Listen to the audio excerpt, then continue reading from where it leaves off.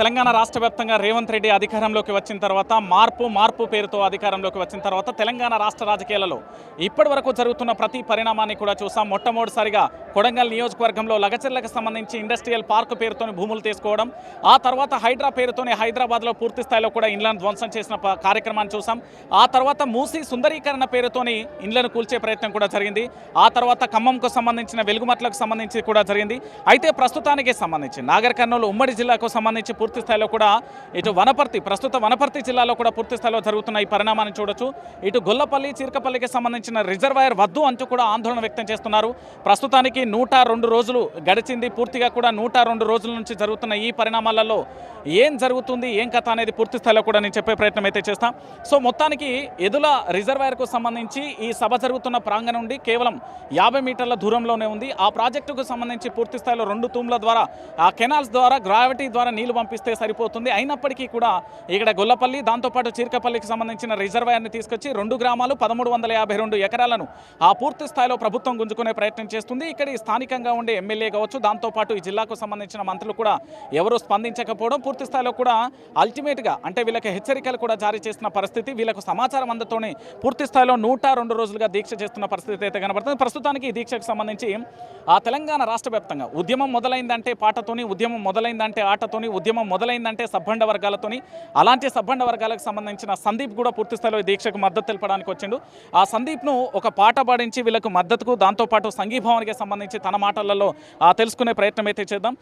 ఎలా అనిపిస్తుంది? ఎందుకంటే రాష్ట్ర వ్యాప్తంగా పూర్తి స్థాయిలో కూడా అనేక చోట్ల కూడా నిరసనలు కానీ, రాస్తారోకలు జరుగుతున్న పరిస్థితి ఓ పక్కన, ఇంకో వైపు లగచర్ల కానీ, వెలుగుమట్ల కానీ, దాంతోపాటు హైడ్రా కానీ, మూసీ సుందరీకరణ, ఇక్కడ గొల్లపల్లి, దాంతోపాటు చీర్కపల్లికి సంబంధించిన రిజర్వాయర్ వద్దు అంటూ 102 రోజులుగా ఇక్కడ ఉన్న పరిస్థితి. సో ఈ దీక్షను ఎలా చూస్తారు, ఏం కథ? అంటే 14 సంవత్సరాల ఉద్యమం, 10 సంవత్సరాల ప్రభుత్వం, మళ్ళీ కూడా ఆ పూర్తి స్థాయిలో గోసపడుతున్న తెలంగాణ సమాజాన్ని చూసి ఒకవైపు పాలమూరు రంగారెడ్డి ప్రాజెక్టుని కేసీఆర్ గారు 80% పూర్తి చేసిండు. మిగతా 20% పూర్తి చేయకుండా ఎక్కడ కేసీఆర్ గారి క్రెడిట్ పోతుందో, ఎక్కడ కేసీఆర్ గారు ఆనవాళ్ళు పాలమూరు మొత్తం కనిపిస్తాయని ఒక దుర్బుద్ధితోటి అవసరం లేనటువంటి ప్రాజెక్టుని పక్కనే ఏదుల ఒక 3-4 కిలోమీటర్ల దూరంలో ఉన్నటువంటి 7 టీఎంసీల సామర్థ్యంతో ఉన్నటువంటి ఏదుల రిజర్వాయర్ ఉండగా కూడా పూర్తిగా రైతులందరూ స్వచ్ఛందంగా 102 రోజుల నుండి కనీసం ఇక్కడ వాళ్ళు దీక్షలు చేస్తున్నారు. ఇట్లాంటి దీక్షలను కూడా పట్టించుకోకుండా తన కాంట్రాక్టుల కోసము, పొంగులేటి లాంటి కాంట్రాక్టర్ని బలపరచడం కోసము ఇక్కడ రైతులకు ఇష్టం లేకుండా కూడా ఇక్కడ ప్రాజెక్టు కడుతున్నాడు.